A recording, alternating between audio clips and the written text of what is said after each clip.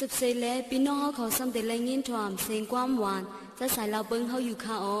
ใจมองหันพักตอนสู้ถึงก็ฮักยิ่งจำใจก้อนหนึ่งย้อนนางความห้องไว้ว่าแม่ห้างก็ฮักเลยอยู่ในค่ะอ๋Hãy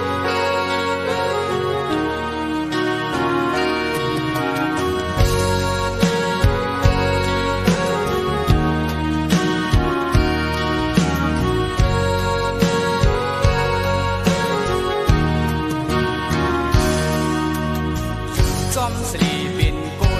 cho kênh Ghiền Mì Gõ